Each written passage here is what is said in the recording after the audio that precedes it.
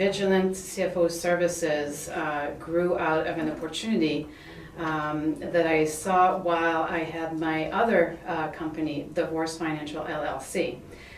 So Divorce Financial LLC was founded in 2008 after I'd gotten divorced and needed to reinvent myself.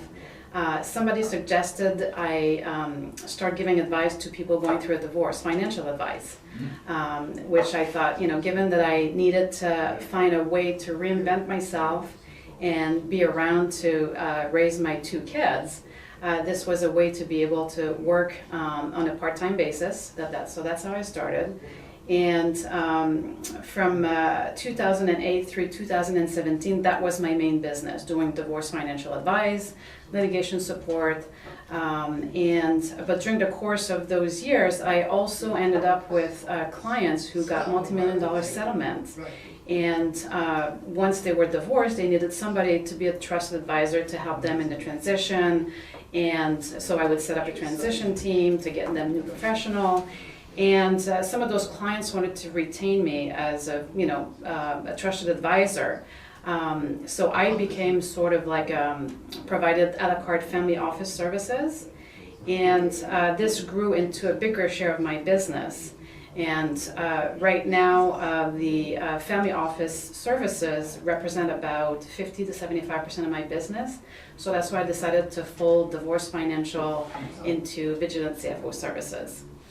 I was a bit of a late bloomer. I graduated college when I was 25.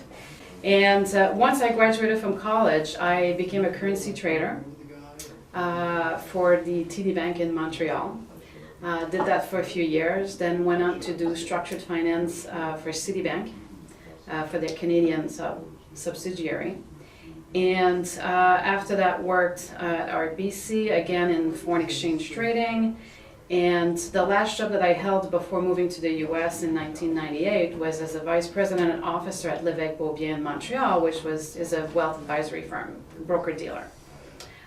So when we moved to the US, moved to Boston to follow my husband, I didn't have a permit to work in the US, so stayed home to take care of our two kids. And after a few years, we got divorced. And so I hadn't been in the job market at all for those few years, and then decided that post-divorce, like a lot of women, had to reinvent myself so that I could, land on my feet financially. And wasn't sure what to do because being a single mom, didn't want to have to go to an office and work 70 hours a week as I used to do when I was working in the banking industry.